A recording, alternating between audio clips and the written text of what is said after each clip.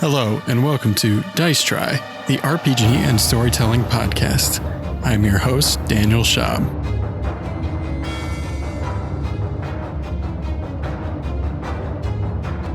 Hello, and welcome to the new episode of Dice Try, the podcast. My name is Daniel Schaub. I am your host and GM. I'm here with all my players, Crista Llewellyn. Hello. Earl Kim. Hello. And Paul Dixon. Once again with the visual gag. And of course, we have our lovely audio engineer, GTM, which of course stands for Google Taunts Man. Oh my God! After they do, yes. Google does. How they do? Maybe I only say that because of the technical issues we've been having today. But you guys don't need to hear about that. Normally, we would go around and ask some questions, but actually first, I'm going to hand out some experience and whatnot to you guys. So if you have your character sheets handy. Yes. First, you're going to get experience work in this world. So you're going to add 4 channel points, and then you're going to add 6 experience points in order to increase a quality. It is the number you have times the number that you want to get to. So for instance, let's say for Crista, she wants to increase her resourceful from 4 to 5. 4 times 5 is 20. You would need 20 experience points. And then for skills, it is the number you have plus the number you want to get to. So if you wanted to increase your alchemy from 5 to 6, you would need 11 experience points. Before we do that, I think I figured out how I want to add signature moves. So the idea I had in mind, and you guys tell me if before you level up anything, I am going to make you an offer. If you turn in all the experience points that you have right now, I will give you a new signature move, and I will make an offer to you as to what that signature move will be, and you can make a counter offer. And I feel that reflects the way magic casters yeah. It's like a feat kind of if we're amalgamating to I also feel like it kind of is a good metaphor for magic, how it's usually like a bargain between you and some other darker force. Like for Earl, it's between you and elder god kind of figures, and Maeve, it's between her and spirits of the world. We don't know exactly what's going on with the sheriff right now, but I feel like there's a little bit more going on. Just with the signature moves, because I don't think we've gotten to a point where we've used them yet.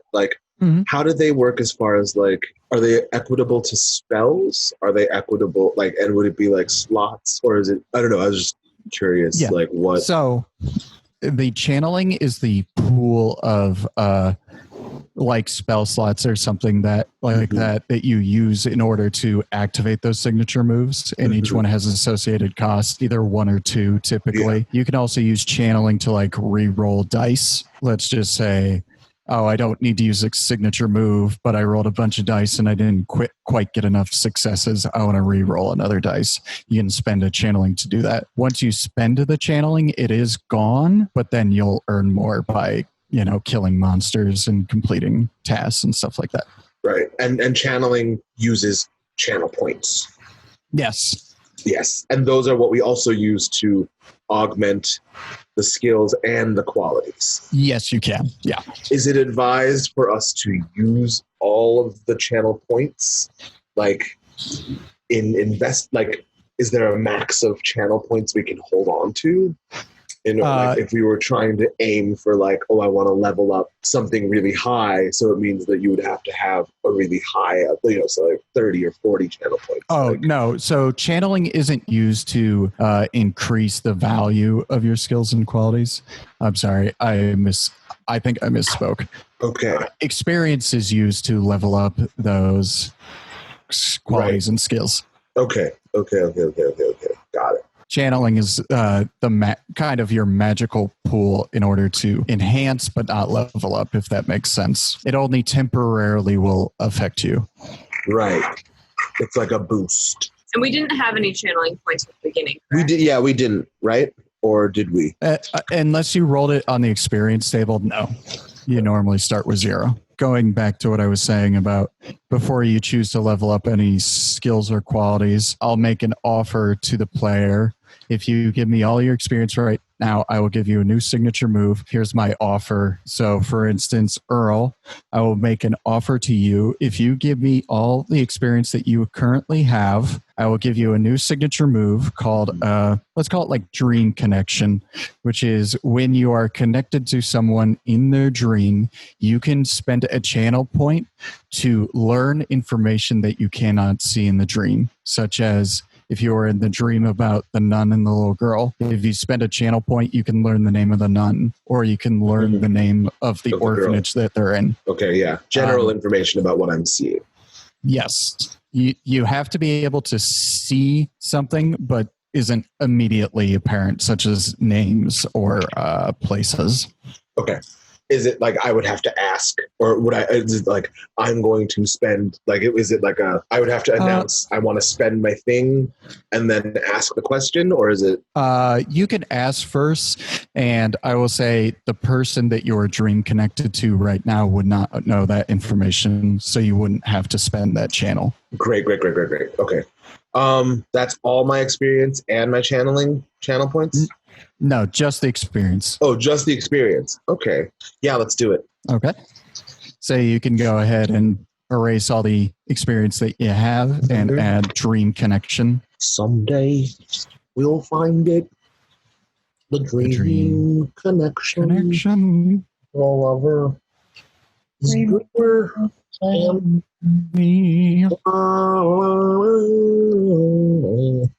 Okay. Where did and now all three of you should have 4 signature moves, right? Yeah. What is the effect and cost for the cost will be 1 channel. Okay. The effect is if you're connected to someone in a dream, you can learn information that is not readily available. 1 piece of information.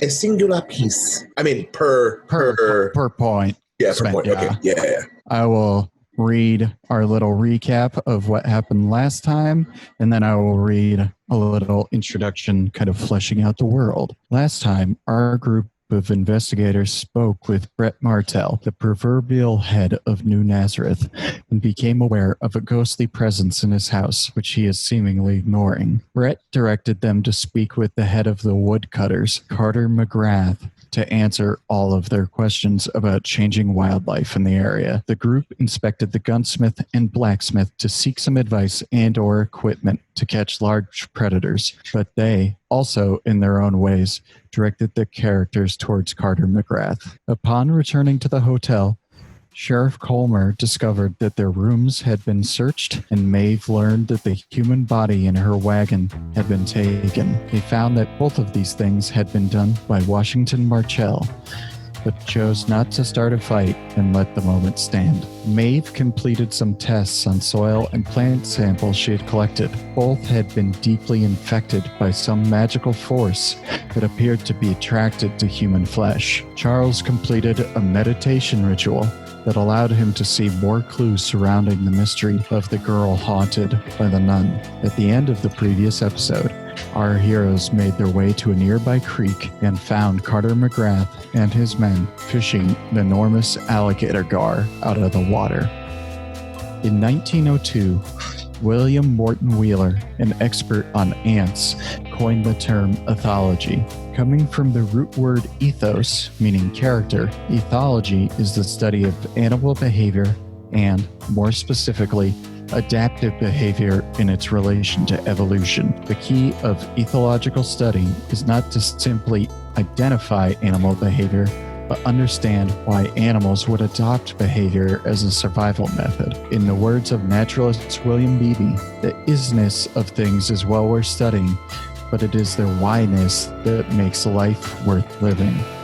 During the early Gilded Age, as humans began to more readily understand nature, there was also a misguided belief of divine dominion over animals. Up until 1916, leading American scientists did not believe that sharks were deadly to humans. animals such as Tasmanian tigers and alligator gar were considered disruptive to livestock or humanity and were therefore persecuted for it. In the 1900s, several different species of apex predator went completely extinct, including 4 different species of tiger, 2 species of wolf native to Japan, the largest marsupial carnivore of the modern era, and more.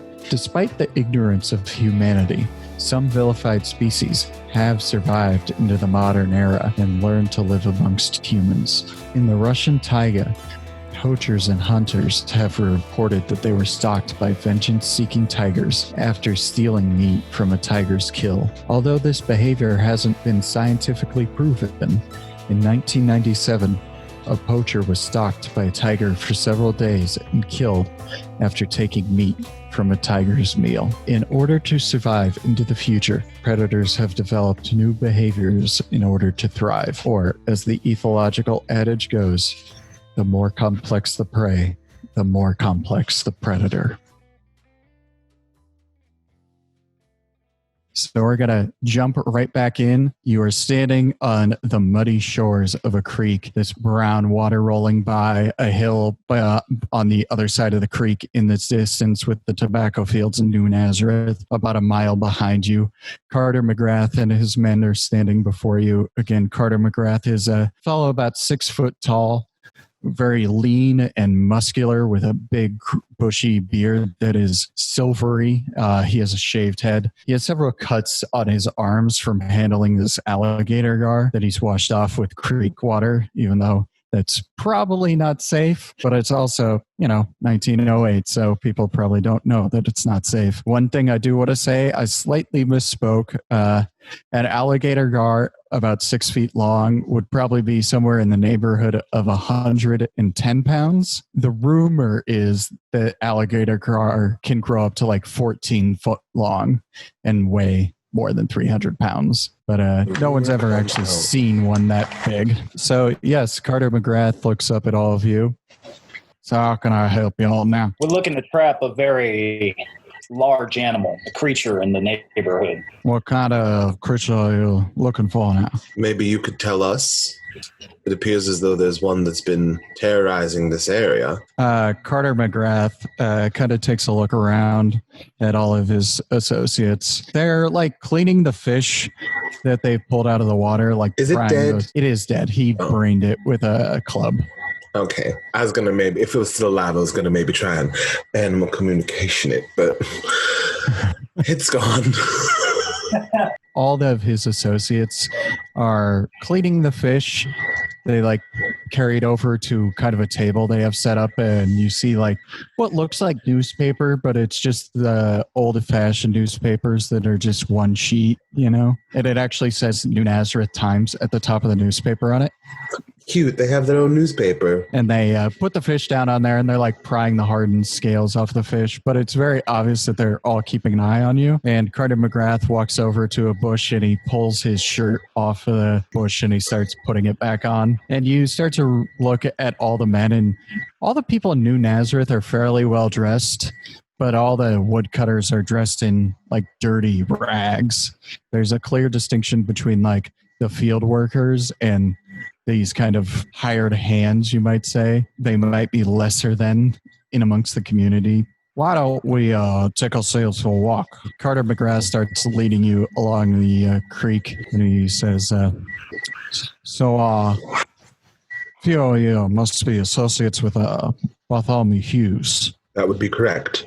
Yeah, your man came to see me multiple times. Seemed like a trustworthy fellow. We were also wondering about that since he seems to have disappeared and no one has been able to contact him. From our experience for the last 24 hours of being here, it seems as though there is something, how do you say, afoot. He takes a moment and kind of brushes his beard, thinking, he told me that I should be careful.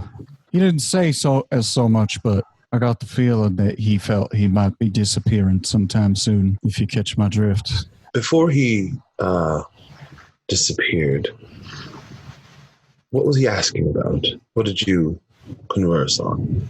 Instead of answering, he touches the little Keller House lapel pin that you have. Mm-hmm. I could show you. Please. Right this way. And he actually starts walking across the creek. He has led you towards a part that is more shallow than the piece that you had just been at. Mm-hmm. He crosses the creek and stands on the other side waiting for you guys to cross. Is there something, I don't know, do I sense anything? Is he being deceptive? Is there a trap that we're going to walk over? Why don't you do insight? I think it'll just be insight. Okay, so I have to roll d12s. Mm-hmm. And I'm rolling 4 of them. Yes, you were aiming to get a 4 as well. 6, 1, 5, another 5. So he is not being untruthful in any way. You do get a strange feeling about him. First of all, the name Carter McGrath to you doesn't necessarily scream Creole, since it's a Scottish name, but you have definitely heard him speaking with my bad interpretation of a Creole accent, and he was speaking French at one point, like kind of a pigged-in French. Yeah, like a lot of Creole French. But I don't know. I feel like I'd be a little less weird about it because I get enough looks about being weird and all the things. So I feel like I might have just been like, huh, all right. It's just like he's one of those people with an aura that makes you slightly uncomfortable. He might be a little dark-sided is what you're saying. I will follow him. Okay. In your immaculate suit, you cross across the muddy creek, water rising up to your knees. It's a swift-moving creek, but since it's not coming up super high, you're okay to cross it. Mm-hmm. And I assume the other two are crossing as well. Yes, I'm gonna hike up my skirt and sort of like tie it around my knees. So that you're gonna make yourself a skirt.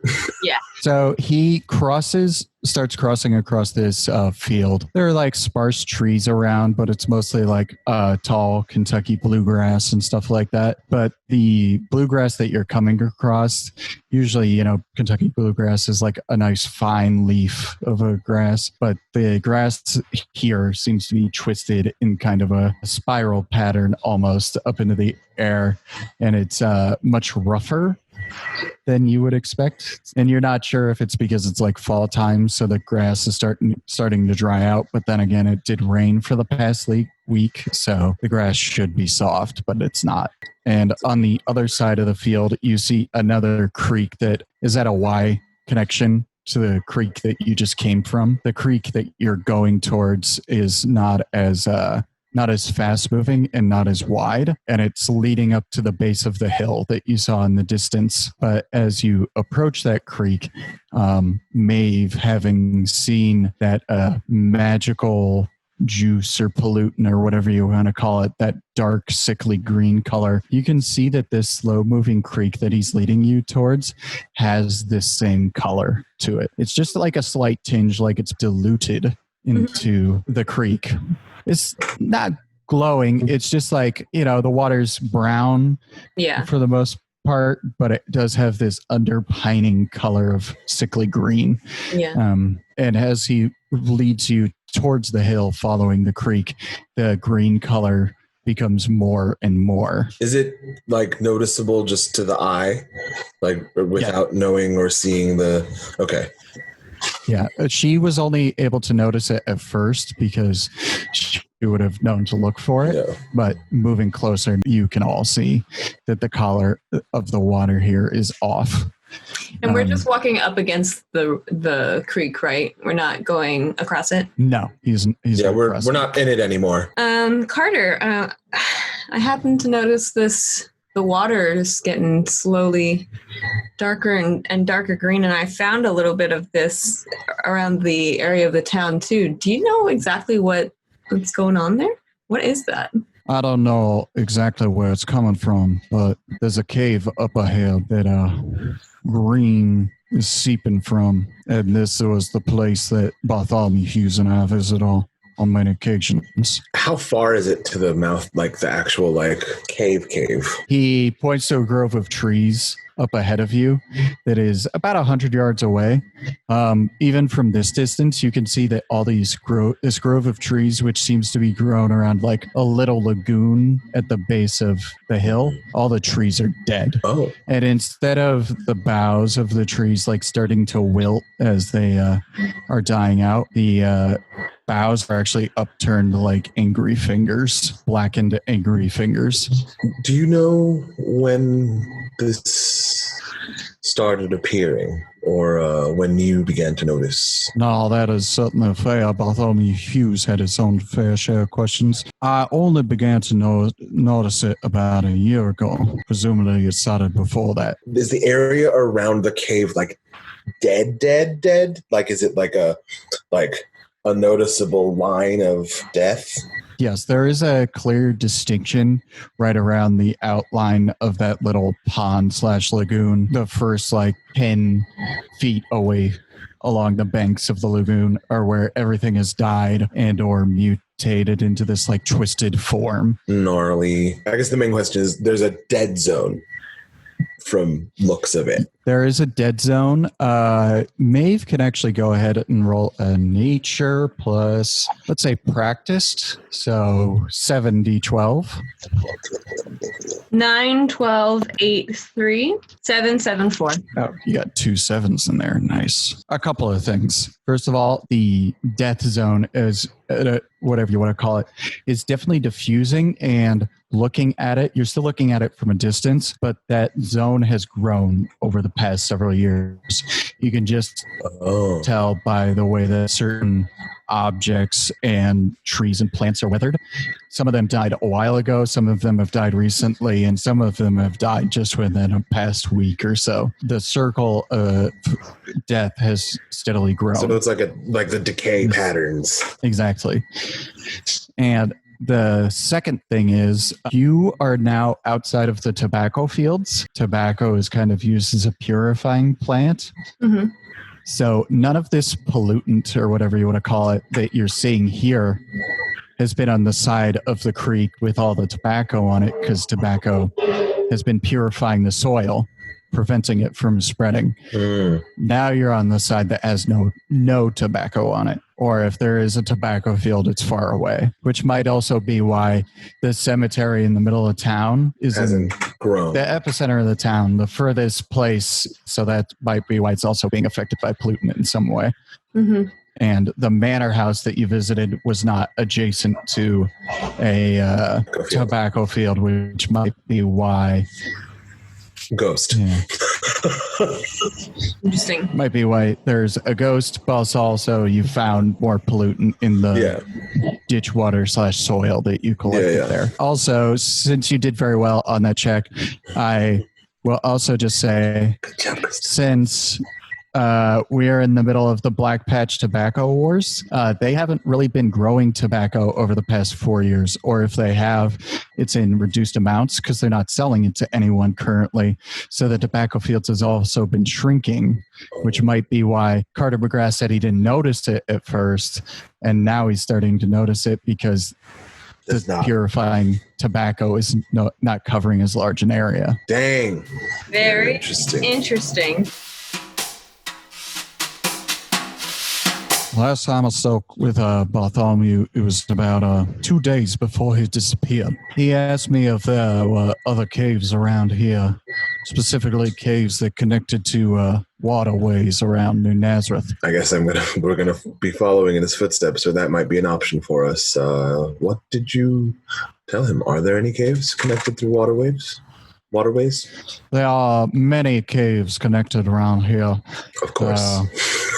Not all of them are connected to water. Do you know where, obviously that cave most likely has other entrances or leads to a certain chamber with other passages? Is that, would that be an accurate statement? I don't know if you have any experience with those caves. Yeah, back during the war, some of the field hands and whatnot hid out under the cave systems near here, and they're supposedly all connected. Can you roll a history check for me, Paul? History plus experienced, so 8d12. 5, 7.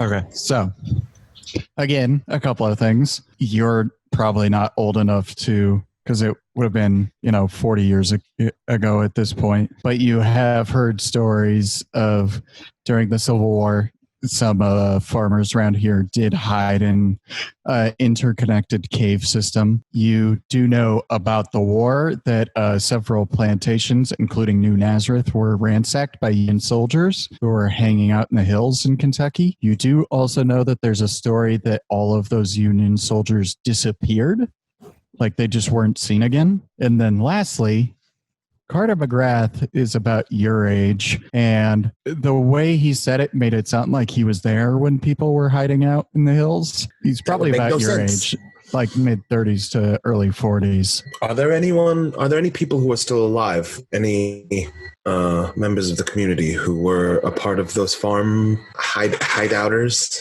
Yeah, there are a couple of women that you could ask about that in particular. You want to speak to the Wild Sisters. Wild Sisters, thank you. I don't know if you know where Bartholomew's things might have been taken to, or if he entrusted you with any of his possessions. We were hoping to see if there was anything that could be gleaned from those items. He didn't entrust me with anything, but if Washington Martell did not get to him yet, I suppose that Elizabeth Danton would still be holding him over at the hotel. I see. Carter, have you noticed any of the animals perhaps drinking the water and the effects that it might have on them? Just not just the plant life, but the water supply in general for the townspeople and animals and stuff. I am pretty careful with what I actually drink. Make sure to perform a purifying ritual before imbibing waters. A purifying ritual, you say? I think I'm just noting that Charles is noting that Connor, like, he performs rituals. Yeah, like, people don't do that. He's magic. Like, he's magic. The people that we encounter don't do that. You're starting to get the implication that, yeah, he's definitely magical. I mean, he did just say that he performs purifying rituals, and he has intimated that he was alive during the Civil War, although he doesn't look like he should have been. So, Mr. McGrath, where are you from? I am from Louisiana. Interesting. You're quite a ways away from the bayou, as I've been told. How long have you been in New Nazareth? After defending the port of New Orleans during the war, Louisiana didn't feel like home much more anymore. I see. And with your history roll earlier, Paul, you know that the last defense of New Orleans during a battle was during the War of 1812, about 1817 or something like that. I don't remember the exact year. So, like 70 years ago. Like he's almost 100. He's almost 100. Doesn't look a day over 30. 5. Gotta ask, why do you look so young when you were in the war? I've lived through a great many wars, and they just do not seem to age me, Sheriff. You said that you purify your own water, but the animals, I'm curious about. Who purifies their water? Have you noticed anything in terms of like them acting strangely or dying or? It took a while before we could notice, because probably the first affected were the smallest animals that you could ignore, such as beetles and whatnot. And just with your nature training, Crista, you know that certain animals, such as like small fish or beetles, are called like indicator species, meaning that they're the first to show the signs of like pollution and stuff like that. When it moves up the food chain and eventually gets to an apex predator like a bobcat or something, then you know it's really bad, because then it's moved all the way up the food chain to that point. You started noticing it, but what exactly has been happening to them? Some have died. Most have deformed. I do not have a word for it. When they define the species that they were born with. I've heard of a cat wandering the hills that has porcupine quills growing out of its back. I'd expect a hunter of your pedigree to be having at least some sort of trophy? As far as I can tell, they're usually one of a kind. When the young are born, there's only one in the litter, or the rest die out. They usually do not appear in multiples or in pairs. It leads me to believe that the one bobcat is the only bobcat of that kind, and it has not been caught yet. Seems to also be more clever. I think it would be wise to instruct your men to watch their contact with this essence. They know what to do, even if they do not fully understand it. Yeah. Do you have any evidence or healths of these animals? I have something I might be able to show you back at the house. Before we encountered you, we attempted to try and speak to the ones who we were told are responsible for the upkeep, but we were unable to find them. I don't see them around much. They mostly work at night, so they sleep during the day. Mostly young men who have not married yet, not trusted to work in the fields. That's about all I know about them. Do they have a ringleader or someone that they answer to aside from the Martells? I do not know the young man's name who leads them, if there is one. Carter leads you back the way you came, and you pass the men who are cleaning the fish, and they're actually making up a little fire. And as you're walking by, you actually see two other men who you have not seen before, and they are way too well dressed to be part of the woodcutters. One is an older, decrepit-looking man. He's kind of hunched over. He actually has a little bit of a hunch in his back. He's got thick glasses on his face, fingers that are almost crooked, as if, not in this time period, but as if he was working at a keyboard all the time, so his fingers are a little hooked over. And the younger man next to him looks like he's related to him in some way, but probably not like a son or grandson, maybe like distant cousin or something like that. And they are actually setting up a camera to take a picture of this giant garfish that they've taken out of the water. The older gentleman, he's a name by the name of John Baca. He runs the typesetter. There is no nearby mass communication, so in the town, they have their own typesetter / printing center. They're the ones who actually make the New Nazareth Times, like newspaper, to spread little community stories and stuff like that. The young man with him is his nephew, Jefferson Wicklow. That's a huge scar, so glad you're getting some recognition for it. Yes, I suppose so.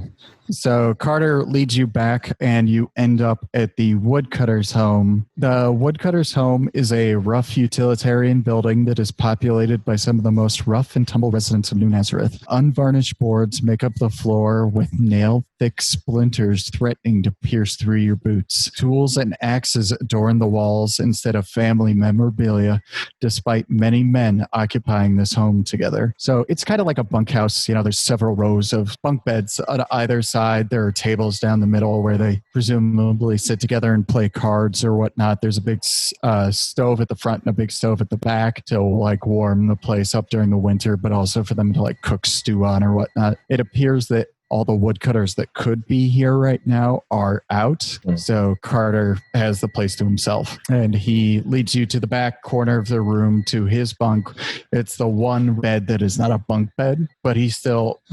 Basically, all of his worldly possessions are inside of a trunk. He opens up the trunk and he moves around several things, reaching a piece of leather or maybe dried out paper. It's just like rolled together. And he unfurls it, and you realize that he is unrolling a piece of snake skin that is about 7 feet long. And he looks at Maeve and he says, "Do you recognize what kind of snake skin this is?" I would assume that I do. What kind of snake skin is that? Can you roll nature plus practice for me? That is 7 again. 8, 12, 1, 9, 1, 8, 6. You're a little confused about it at first. It's a very large snake that you do not have any idea what snake that large would be native. And Carter McGrath turns to you and he says, "It's a rattlesnake skin." This is a rattlesnake skin? It's huge. Yes, it is enormous. But you were looking for evidence of such unusual wildlife. Well, there it is. I'm sure that you know, if it has shed it, that it is much bigger than 7 feet by now. I've spoken with Brett Martell about this and his son Washington, but neither of them care much for my company. Do the town folks know? I'll tell who I can, but they look down on us quite a bit, so I do not know how much they believe or do not believe. Other than the fact that, like, the woodcutters and the group of people that we've seen look poorer, is there any other distinguishing feature that would cause it so that people would be not into them? Looking at him now and all the information that you do know, but you start to get the inclination that he is not white. He does have tan skin, which you thought was just being from like outdoors, but he might be Native American or something. Right. But he probably is also pale enough, and keeping his head shaved and his beard grown out kind of can hide those features from He's passing. from most people. Of the other woodcutters that we've encountered, are they all people of color? They were several races, as you saw. Several of them could also be immigrants, like freshly immigrated Irish or whatnot. You didn't really get a chance to speak to them, many of them. And then have you heard of any other weird, unexplainable, I don't know, animals going missing? Do you all have a map? Maybe I could mark out some things for you here. We do.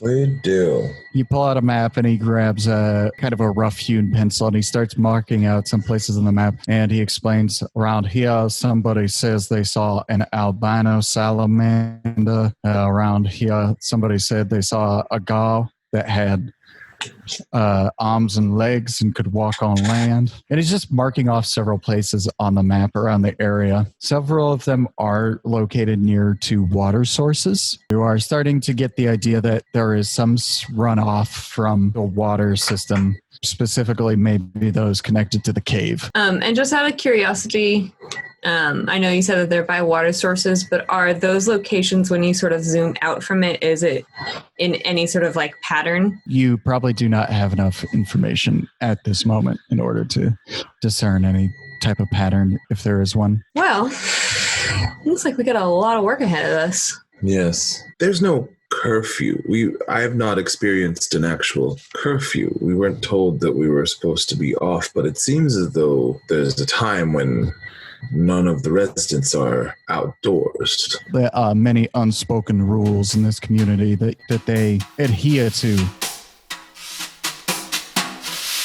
You exit the woodcutter's home, and now it is starting to get to dusk time. The sun is setting in the distance. You can see people are closing up their shops and going inside. The cafeteria down the road is closed up. The barber, the tailor, they're all closing up shop for the day. I'd like to track down Bart's things, if we could, before the end of the night. So you start making your way back towards the hotel, which is on the opposite end of town. As you're walking along, you pass by the cemetery and you hear the sound of crows cawing. In the cemetery, eh? Yeah, and they seem distressed. You know, that's very specific crow cawing noise of distress or fear. I will go to the cemetery. So you have to go back around to get to the front into the entrance. As you're walking back, you hear the cawing increase, get more frenetic and frenzied. Whatever is distressing them is just getting worse and worse. And you come around to the front gate of the cemetery. And as you are coming along, you see a large crow. It appears like it had come to get that feed that you had dropped earlier in the day. Mm-hmm. But its legs are actually caught up in the vine. I'm just going to say time, because I'm going to describe a bunch of stuff to set the scene, but it's all going to happen in a fraction of a second. I just might go on a little long. So okay. I don't want you guys to be like, I shoot it. You know what I mean? It's hard to set the horror in just a few words. So you see this thorny vine is tangled around the crow's legs, and it's actually drawing black blood from its legs as it's dug into the flesh. And it actually pulls its feet out from underneath it, and it starts pulling it along the grass, and the crow is trying to stab its beak into the dirt to prevent itself from being pulled backward. It gets pulled behind a headstone, and you start to see that other vines around the cemetery are pulling in behind that headstone as well, and you hear more frenzy cawing and crowing. A mass starts to rise up behind the headstone, this twisting mass of vines that have captured up crows and grown into a form of like a mass with a giant jaw on it, but the jaw is formed together with beaks that clack together loudly as the crows smash their beaks together like the teeth of a giant worm of some kind. And all the vines are still connected to the central area. This mass leans back from behind the headstone, clacking its claw mouth together, and opens. A massive cacophony of caws erupt from the middle of this worm of crows. We are going to go into combat, you guys. Okay. Oh, shit. I would like to shoot it with whatever I can. I'm going to tell you a couple of things about how combat is going to work before we actually go into it. Most skill checks are uncontested, meaning that you're breaking through a door and you're just trying to beat a number of successes in order to succeed. When a skill is contested, such as when you are fighting a person and they are defending themselves, you're going to be rolling your fight, which is a quality plus whatever fighting skill, such as for the sheriff, it's his experience plus his firearms. He rolls 8d12. And then a creature or the monster will roll its quality plus whatever skill it uses to defend itself, such as our crow beast uses its enraged plus its defense skill to roll 7d12. And whoever gets more successes succeeds. They win that bout of contested rolls. So if the attacker succeeds, gets more successes, then they will deal 1 damage. Each creature has a ladder of health. Each time you move down the ladder of health, you get a penalty on the number of successes. It basically gets subtracted from the pool of successes you have after if you rolled your dice. The way that combat works in turn order is that you choose the quality that you're using at the beginning of the fight, meaning that you are choosing the quality that best describes your attitude going into the fight, meaning I'm using my empathetic quality because I am empathetic to my surroundings, understanding that a fight might be incoming, or I'm using my grit, meaning that I'm just a gritty person, always looking for a fight or always ready for a fight. Then you roll a d12, and whoever is close to the value number of their particular quality goes first. That person goes first, and then they choose who goes after them. The person who goes second choose who goes third, and so on and so forth until we reach the last person in the round, and then they choose who goes first in the next round. It is important to note that in combat, usually human adversaries have the same number of health levels or less than our heroes. Monsters usually have more, and their ladder in terms of how many successes it subtracts does not work the same way. The monsters might have -1 to their successes for several levels before they move on to like -2, -3. And once good guys or bad guys reach out on their health level, they are either dead or just knocked out of the fight at the mercy of whoever is attacking them. It's not quite similar to D&D, so it will take a bit of getting used to. Yeah. And it's more similar to a game called Hollow Earth Expedition. So you are just choosing one of your qualities and you're rolling 1d12 and you're trying to match it, determine who goes first. Okay. I am choosing resourceful. I'm choosing insight. Yeah. I rolled a 5. I rolled a 12. Very good roll. But not close. Maybe not now. Is it quality or skill? Yeah, it's a quality. So probably like focused or experienced. Probably not pessimist. Gee, this is going to suck. Well, I'm going to go with focused. I rolled an 8. Okay. So Earl was the closest. He was 1 away, so he gets to go first. So you get to move and attack at any simple actions you might want to do. Simple actions would just be like pulling out your weapons, for instance. How far? What's the distance between us right now and the thing? You can make it in one turn. Okay. It's like maybe 60 feet away. And it's aware of us. Yeah. Like I'm assuming. Like my understanding is that was that they were baiting me. Because are they far gone enough that if I tried to animal communion them, I'm assuming that they're mostly dead crows that are either reanimated or manipulated by another thing. So there's no soul to go back to.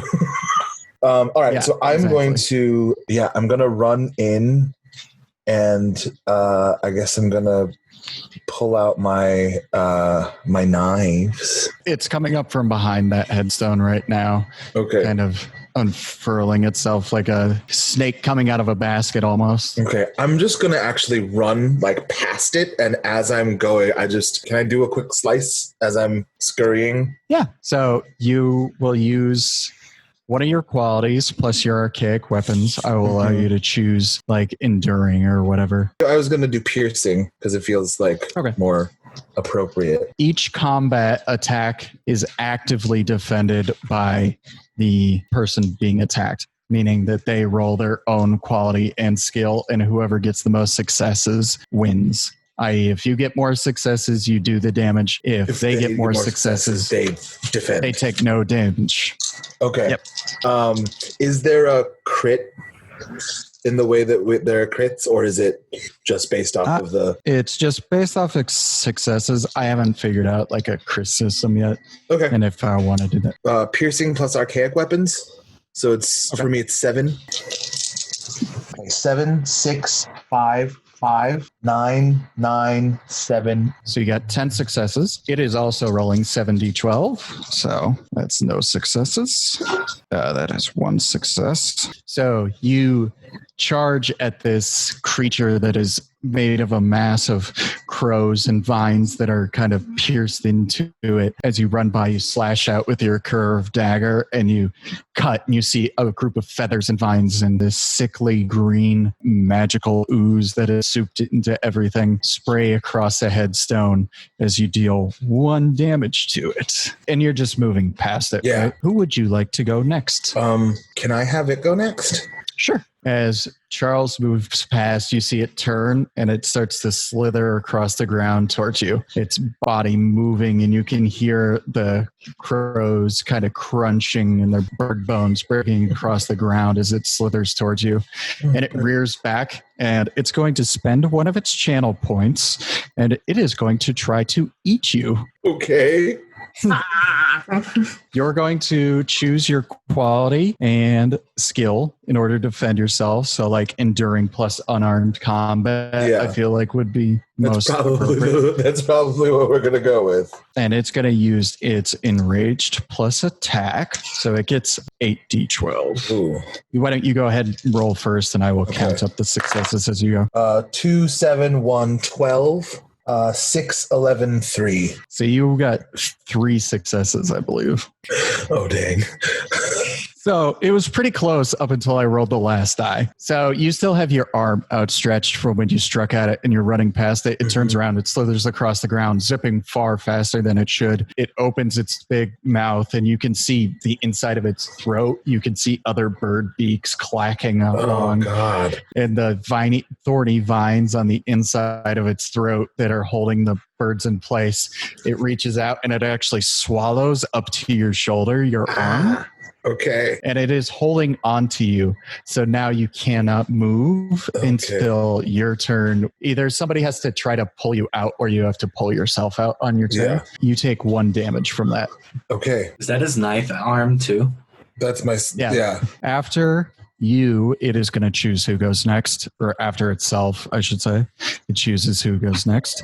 Let's have Maeve go next. Well, I had a plan, but then your arm got swallowed. I had to. I'm sorry. Those poor burbs. You also couldn't have known that was what was going to happen. I also don't know if I'm going to be strong enough to pull you out. I'm gonna try something that my gut is telling me to do, and I'm going to step back and take out my thing of dried tobacco leaves No, I'm just going to set them on fire and start to try to waft that smoke into the She's rolling us a tobacco cigarette, and she's just gonna start. I'm making my own little one of those tobacco joints, purifying bundles. Like a big old one. Okay. I wish I had more at this point because I would make a full-on fucking bonfire. Let's say resourceful plus alchemy. Okay. So resourceful plus Which alchemy, so it's 9. 9. Yeah. So that's actually pretty good for you. 12, 11, 9, 5. 2, 2, 6, 8, and another 8. So you got 4 successes. Would you like to re-roll any of those dice by spending channeling points? How many channeling points is it? Does it just take 1? Just 1 for each die.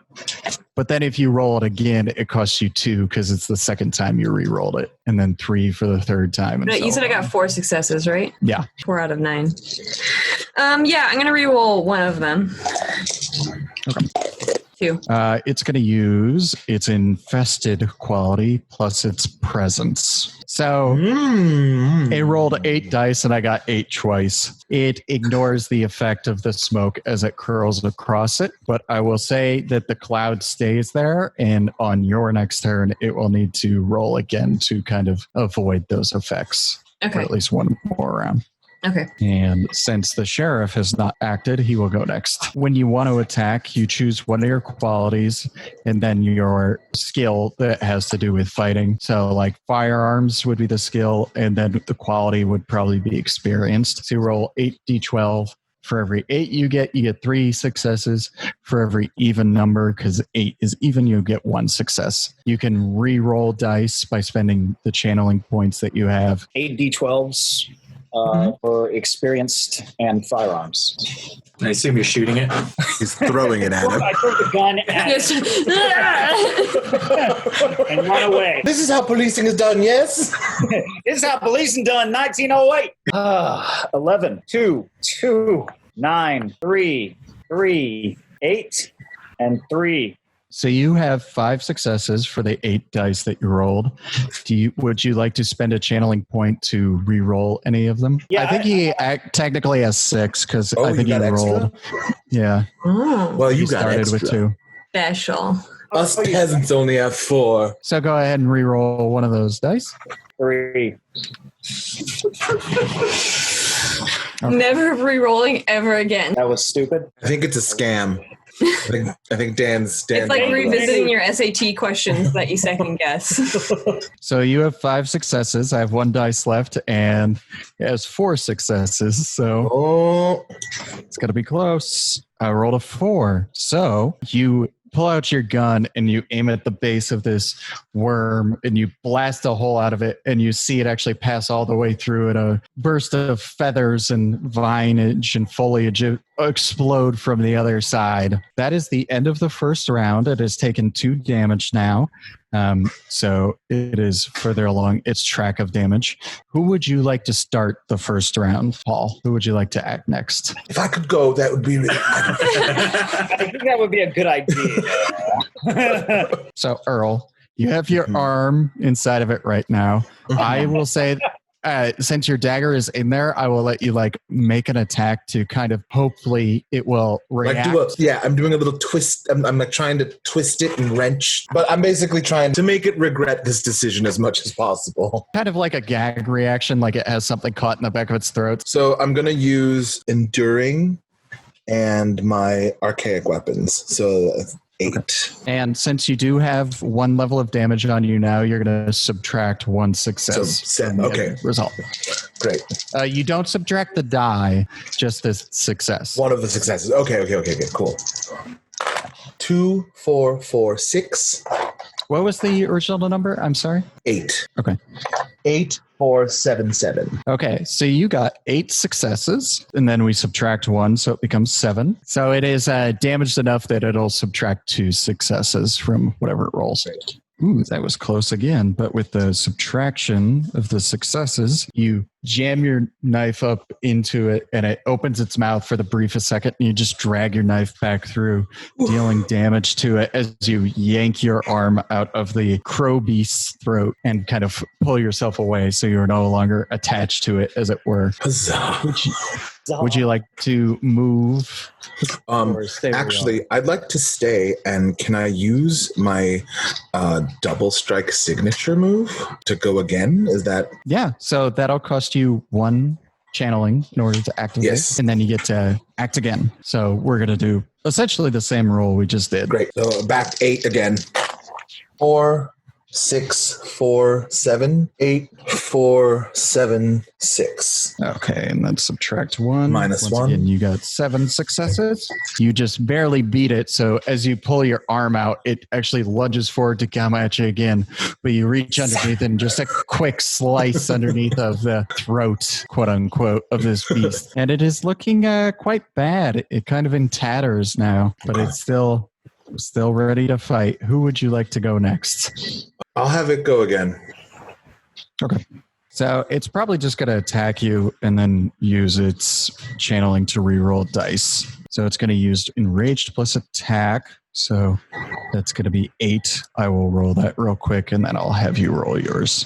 Yeah. And it is wounded enough at this point that it is going to be subtracting 3 from its roll. Sweet. So it's making a desperate lunge towards you. It's going to spend 1 channel point to reroll 1 die. Nope. Okay. So you just need to beat 2 successes to defend yourself. Oh, sweet. Great. I'm using Enduring and Archaic Weapons again. So Okay. 8. 10, 6, 7, 3, 6, 4, 6, 7. So you got 4. So you easily defend yourself. It makes a desperate reach forward to try and just stab you with all those crow beaks as teeth. But you easily defend yourself. We will have the sheriff go next. I'll do the same thing again. That's fine. 9, 9, 2, 4, 7, 9, 9, 1. So you only got 2 successes. Would you like to roll again or use channeling to roll at least one of those one more time? Why not? You're going to get some back at the end of the fight, so might as well spend it, right? 6? Perfect. So that gives you at least 1 more. I also rolled not so hot, and then it has to subtract 3. So are you using like a revolver, or what kind of weapon do you think the sheriff has? I wrote it down. Oh, dang. Alt Peacemaker 6-shooter. Oh, that's your like signature weapon, right? Yeah. Next time you should actually be rolling 1 extra dice because it's your signature weapon. And I think it's the same thing with your sword. I forgot about that. I'm sorry. You cock the hammer again. You blow another hole in the side of this thing, spreading bird pieces everywhere. So at the start of Krista's turn, the smoke is still wafting over it. Could you roll your resourceful plus alchemy for me again? Okay. Which is 9. 8, 7, 6, 12, 7, 7, 9, 10, 4. So you got 6 successes. So is that sort of affecting how it's moving? It will actually, if it rolls low enough, it will actually take some damage as it's being purified by the smoke. Wow. Technically, it got a negative number. In classic Daniel Schaub fashion, I'm just rolling horribly. As the smoke continues to waft across it, you see the crows begin to breathe in the smoke. Their bodies actually start to kind of get squeezed as if something inside of them is being squeezed out. And you can see from their pores, this green mucus is being squeezed out as darkly, sickly green fluid is being purified from their flesh. Yum. And it is quite injured at this point. That, I will say, is your simple action because you spent your complex action last time to kind of set that up. But now the smoke is gone. What would you like to do with the rest of your turn? Could I manipulate the plant, the like vines that are forming it, or would it have to be a separate plant to attack it? It would be a separate plant that's going to attack it. I'll say that still, if you do that, we will create something that will attack it for you. We're going to have it appear out of thin air. Okay, well, I'm gonna call the nature and attack it with some plant on plant violence. So you're going to spend one channeling point to call to nature. Yeah. What kind of plant would you like to appear and attack for you? I guess a tobacco plant. I don't really know how a tobacco plant looks as it's growing, but a tobacco plant suddenly sprouts out of the ground and leans up to like almost snap at it like a Venus flytrap. So do I roll for that? Yes. So you're going to roll your, say, practice nature. So 7. 4, 9, 8, 6, 8, 4, 12. Would you like to spend any more channeling? Because you got 3 successes out of the 7 die. I'm going to save it just because some of my other things cost 2 channeling, and if I need them. And it is at such a point now that it is subtracting even more successes from its rolls. So this broadleaf tobacco plant comes up and it snaps like a Venus flytrap on the back of it. And you see it brush in some of the crows and vines on its back. And it actually kind of sits back on itself as the structure starts to collapse. Crista, who would you like to start the next round? I think we'll keep going with Charles starting. Charles, it is very injured as it stands before you. I'll give it another final killing blow, or try to. Enduring and archaic weapons again, so 8, 5, 10, 6, 11, 1, 8, 10, 4. And then subtract 1 for injury. Yep. You reach out with your ceremonial dagger that you also use as a weapon, and you slice up underneath of it, and it just collapses into itself as all the vines are severed at the base of this worm. And as it comes up, the vines come loose from the crows and actually like peel the skin off of their musculatures and skeletons as this creature turns itself inside out and collapses dead before you, no longer held together, but just a mass of flesh and foliage at your feet. And that is where we'll end this episode of Dice Try. Hooray! Nightmarish. That was terrifying. What is this, Lovecraft country? So before we go, let's go around the horn and do some plugs. He always goes last, so why not this time? GTM, do you have anything to plug? Hello. So I Twitch stream at JapRican1, twitch.tv/JapRican1. I do some photo mode adventures. Legends, Ghost of Tsushima came out, and it's really freaking fun. The photos in there are pretty incredible. It's Halloween this weekend. Check out my Twitch stream, and we'll be doing some spooks and photo mode. It's very good for Spooktober. Crista Llewellyn, what do you have to plug?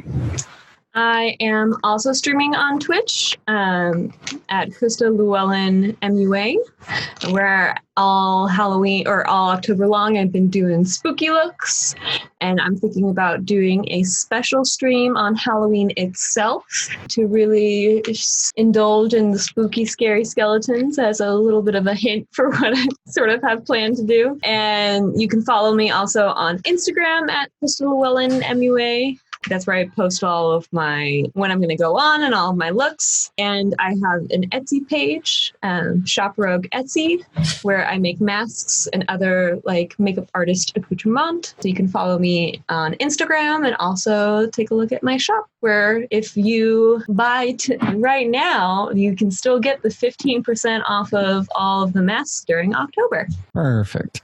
Earl Kim, what would you like to plug? Tomorrow, because tomorrow's Halloween, Daisuke Tsuji, who plays Jinsakai and Lord's Ghost of Tsushima, and I are actually streaming tomorrow, and we're going to be revealing our contest winners for our October 3-sentence spooky scary story contest. So if y'all want to tune in on Halloween for that, we'll be streaming on Twitch on my channel, Earl of Sandwich, as well as on Dice's at DiceK2G. But yeah, we'll be reading spooky, scary stories and having a good old time. So come hang out. Paul Dixon, do you have anything you would like to plug and or promote? Go to @PaulAllenDixon on Instagram, Facebook, Twitter. He's done it. Vote, Mo. Do Yes. Vote. Yeah. Vote. Vote. I mean, hopefully you have registered by this time. If not, you might be able to do registration last minute. Please look it up wherever you are. Yeah, vote. Those drawings of the Twitter and Facebook symbols are actually quite good. I used to draw like comic book stuff. And, I've just been kind of concentrating on, film and acting and voiceover. So I'm not against doing it. I just... Twitch stream. I mean, you need to start a Twitch stream too, because everyone else is doing it. Yeah, why not? Yeah, do like sketches and things, and that'd be cool. Or even character stuff. Character stuff. Yeah, I do miss it. Daniel, it's your turn. Yeah, what about you, Dane? Oh, thank you for asking. I am at Hemingway Light on Instagram and Twitter. Karen and I have been joking about Twitch streaming games based on literary works. So like Sherlock Holmes and Jane Austen. Yeah. Play that Jane Austen RPG. Yeah. There's a Jane Austen RPG. It's true. Yeah. Ever Jane. It's been in beta since 2016. So it's going to be great. Also, apparently, they send cease and desist letters to anybody who streams them and says anything negative about the game. So really? Wow. Might not do that. Really? Petty little bitches. Wow. Yeah. So anyway, yes, I'm at Hemingway Light on Instagram and Twitter. And for those of you listening on October 30th, tomorrow on Halloween, we will be having a special Fiasco episode of Dice Try the Podcast. If you don't know what Fiasco it is, it's an RPG that allows you to play out scenarios that are similar to some of your favorite movies. The episode that we are going to be premiering on that date is based on Friday the 13th. So it's full of a lot of spoops and jokes about weed. Make sure you tune in for that. Thank you all for listening, and we will see you tomorrow, hopefully. If not, we'll see you soon. Spooky Halloween. Spooky Halloween. Come out. Yep. Thank you for listening to Dice Try. I'm your host, Daniel Schaub, and this episode's cast has included Paul Dixon, Earl Kim, and Crista Llewellyn. This production has been edited by Gabriel Toya Melendez with special music provided by Glenn Davis. Please follow us on Instagram, Twitter, and Facebook at Dice Try Podcast. And while you're there, don't forget to subscribe and review. Here's a conspiracy theory. Did Trump make this game and then he got elected as president? So he's like, fuck, I can't finish this. But then still trolls people. I don't think Trump has ever read Jane Austen. Jane Austen. The weirdest secret is that he's a huge Jane Austen fan. Could you imagine though? I don't know how that would be possible. The people that I know that are diehard Jane Austen fans are the most delicate crumpets and the most wonderful, deep down soft, inside, fluffy he is humans. a delicate crumpet, but is just has been so hearted by the world. I'm just picturing Trump with little pigtails. Probably thinks Jane Austen is related to Stone Cold Steve Austin. The best thing to come out of England. Jane Austen is the most Austen.